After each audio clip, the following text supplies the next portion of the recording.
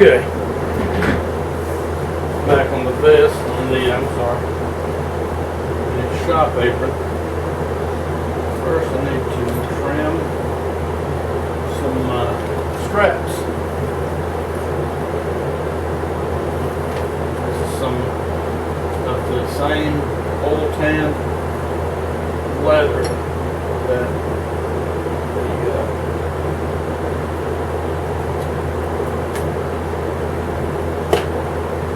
the apron was cut from.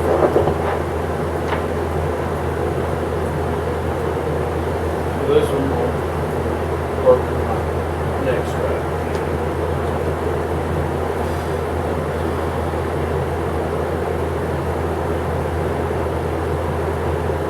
These clear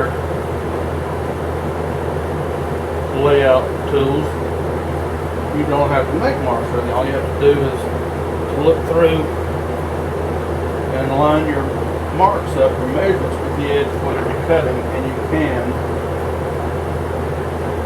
make your cut from that, as long as you know that your material and the straight edge both are secure and neither will be moving.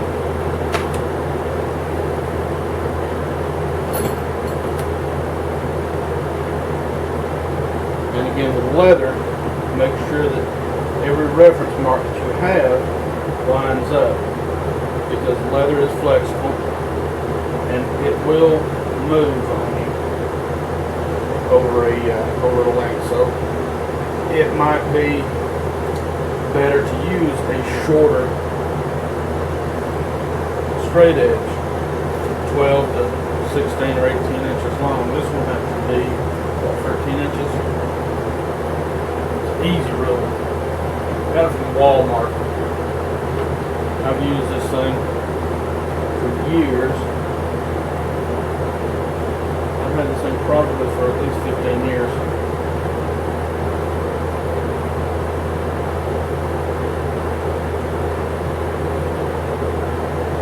And I've used it to mark everything from wood, foam, stained glass, leather, fiberglass.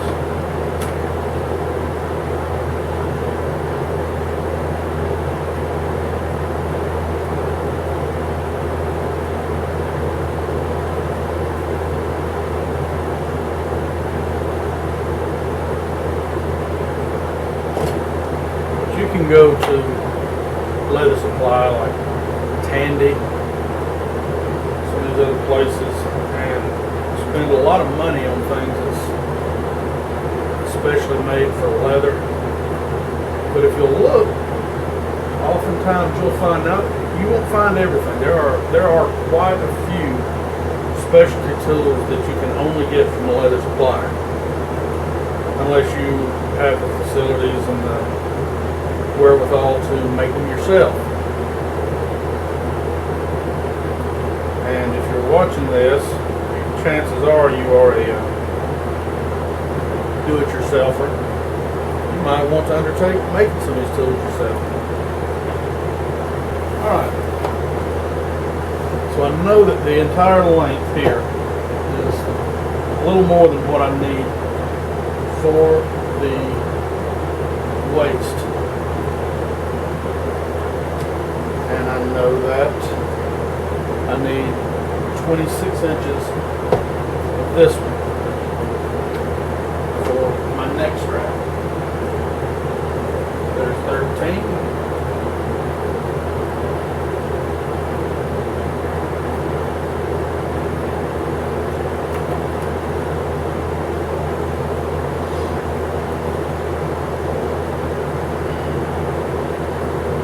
I don't recommend using this for leather because, especially if you're doing a finish, if you're not going to be cutting, because it will make a spot that doesn't go away. But this is oil tanned, and I'm not mashing hard. You see just a little bit of rubbing, that mark's gone. I do recommend that you get a leather marking pencil, basically just white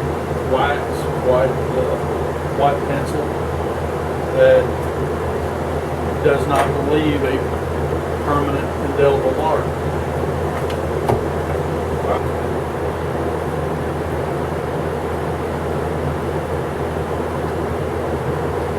When you're cutting ends, easier to trim up to it than to try to cut a round end in one operation. You almost never get it right.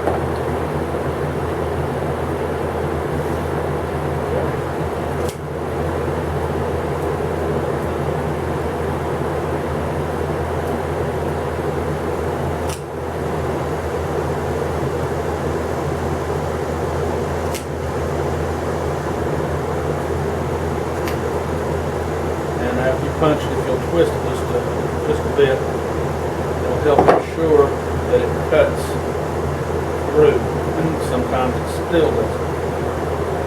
In that case, turn it over, punch again, and there you have it. And again.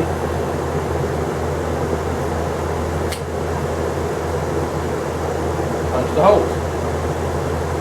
Now, if at all possible, I'll punch through the top grain side because it's the tougher layer.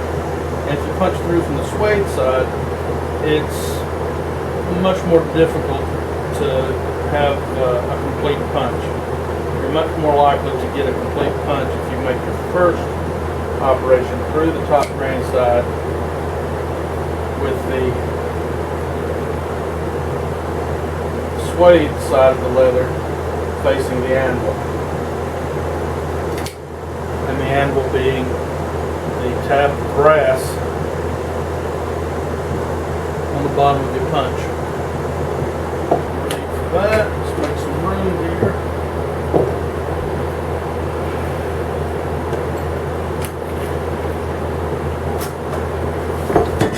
Summertime here in Georgia, we have yellow jackets. But I don't bother him, maybe he will bother me. I haven't done any finished trimming like this yet. Guess I could.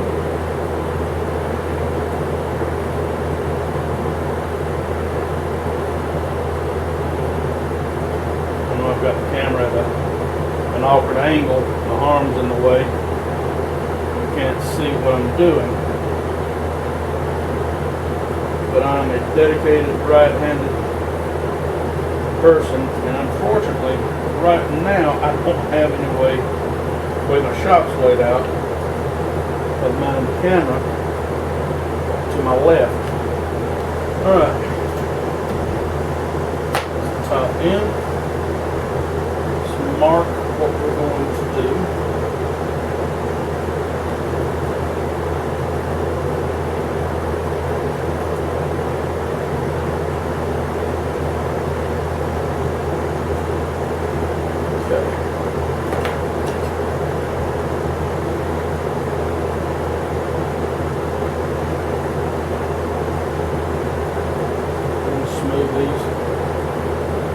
Corners. Doesn't look too redneck.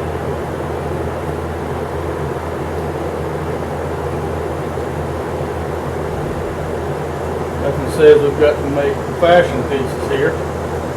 This is a shop apron. Use them turning wood on the lathe or whatever. But doesn't mean it's got to be just thrown together. No rhyme or reason.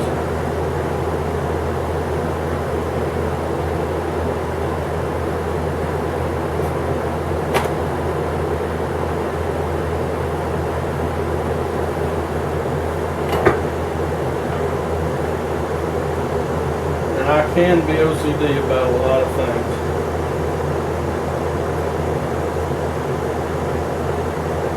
And right now, the fact that these are not same is giving me just a little consternation. So I'm gonna have to fix that. Okay, I'm back. I had to stop, got sawdust everywhere now. I had to stop and do a little project for the church. The preacher came by with some wood for Vacation Bible School for some crafts or something that the kids would be doing. Needed some help with it, so I stopped to take care of that. And it's a good thing too, because otherwise I might not have noticed that the camera memory had run out and it quit filming. You didn't miss much. Pretty much I just, the only thing I didn't get filmed was fixing the little tab here and put it in the front. Alright. Next step is putting the strap onto the neck. Now the way these work, I like these rivets better than the old hollow ones that you use the tool to mushroom it out. These look a lot better, in my opinion. Just punch your holes the way I think you would. Some I already punched the holes on the strap. I just followed those on to mark them onto the front of the apron and punch those as well. It's actually better if you punch one hole and tamp it down, then punch the others. You'll have less of an issue lining them up. But I went ahead and punched these, but I can get around that. Now, I've decided that I like the peened side, the looks of it for this project, better than the formed back. So I've run them in from the back instead of from the front. And the way you do it, you run the rivet through both the holes in both pieces of the leather. Then you take one of the copper washers and pick it up. Make sure it's not too stuck together, because that can happen if you're not careful. Won't hurt anything. You'll just have a strange looking double washer. Now the setting tool, you'll notice has a hole, then it has a dome cut into it, a dish that will put a dome on the rivet. I'm not crazy about that, and I'll show you in a minute what I do. But you need the hole, because the holes in these washers are actually just a slight bit smaller than the rivet itself. So you have to set it down. So once you get the rivet started, the washer started on the rivet, then you place the hole over the rivet and hammer it down.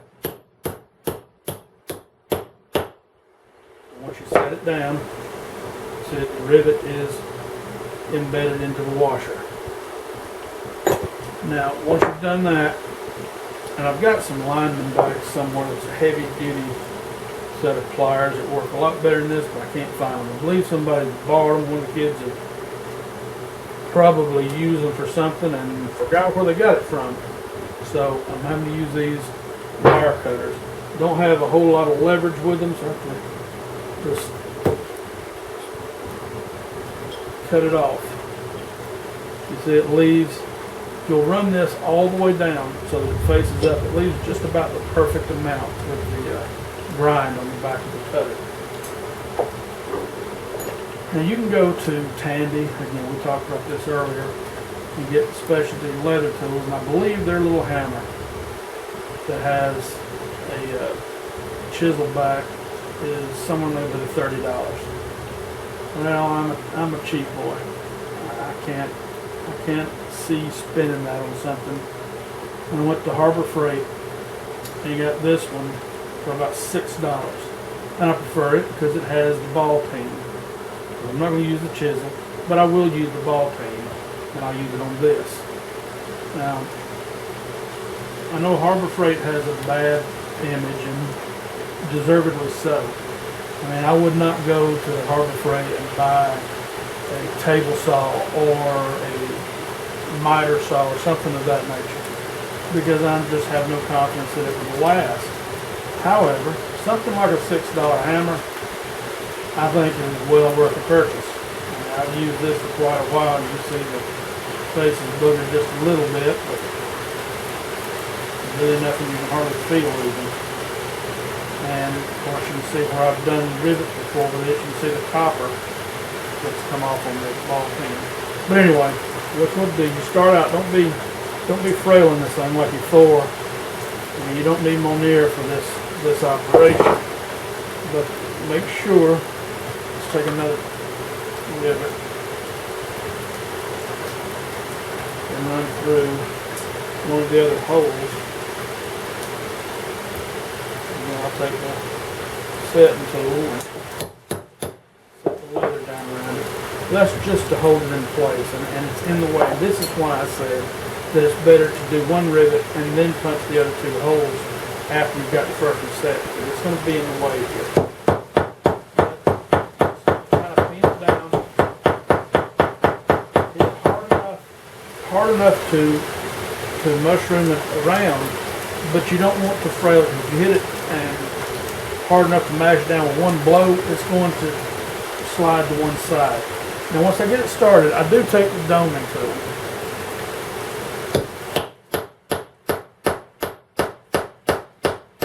Just to get the dome started.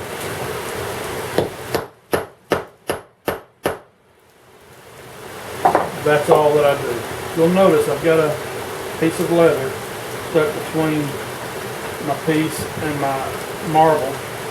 And you don't want to chip the marble. Plus it also will make the face of this, which is not the face on this piece, but if you put it in the other way so this is showing, you'll have shiny spots on it. And I don't think that looks very good. So now just work around. Just work around the rivet head. Get that out of the way.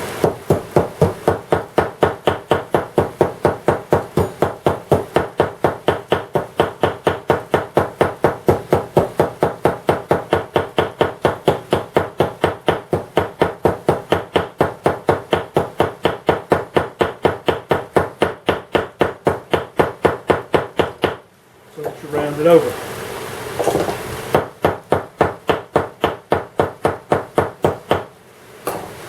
And that hand-hammered rivet looks really nice. And we'll take our second rivet, run it back through the hole, and we'll do the operation all over again.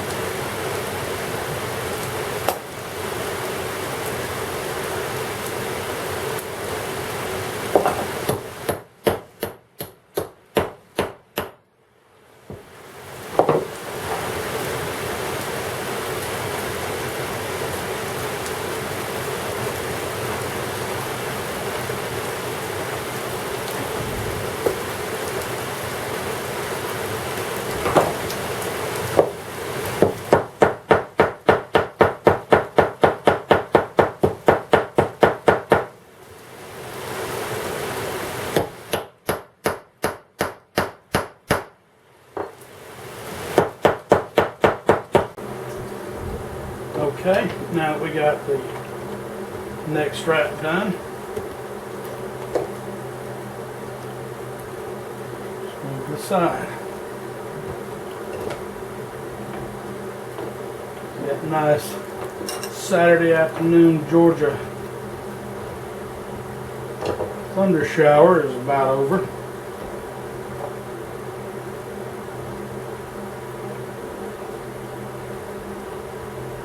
It'll make things a bit cooler.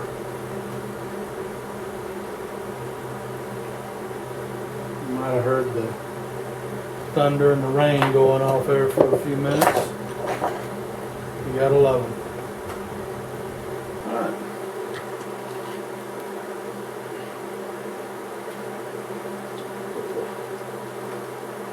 Rivet through, just like we did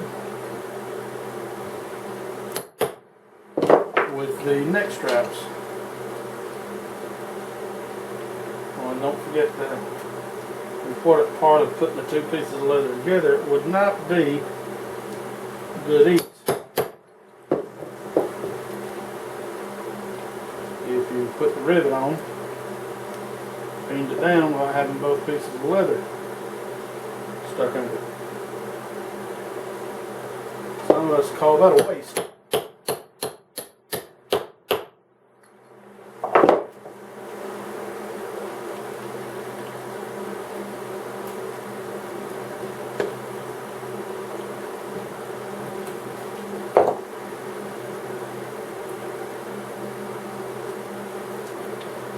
I got this set so that when the hook hooks, there'll be a little bit of leather stuck between, so this D-ring's not hanging over the edge.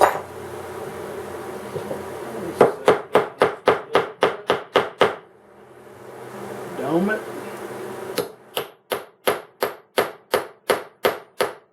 I just like that a lot better.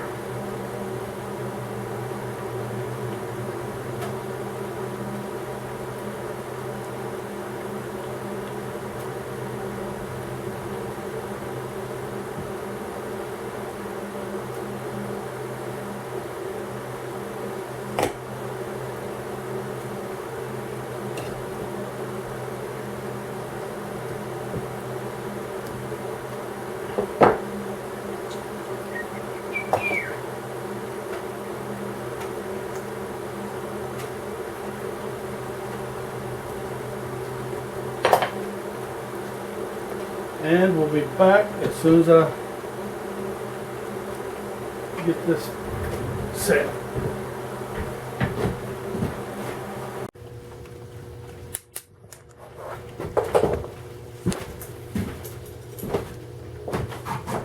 Well, here's the finished product. Straps are a little long. I believe the top strap needs to be shortened about 2 inches. The back strap needs to be shortened by probably 4 or 5 inches. But what I may do with the back strap actually is just put a buckle on it so it is somewhat adjustable. But other than that, it's done for now. I'm actually planning to put a pocket on the front up here at the bib, maybe 1 or 2 down here low, and I'll probably put my All-Stringer logo on the pocket. But for just a down and dirty quick project, it will serve its purpose of keeping working with a lathe, keeping the shavings out of my shirt. And if anything gets loose on there, the leather will give me a little more protection for large splinters than cotton will. So this is it. Thank you for watching. This is actually my first real photo from the shop, video from the shop, and hope for there to be quite a few more. I got a lot of other projects going. I've got a boat I'm working on, mounting some deer antlers for my brother, 3 or 4 leather projects, a stained glass. I got some woodworking going on, so come on back and check me out. Thank you.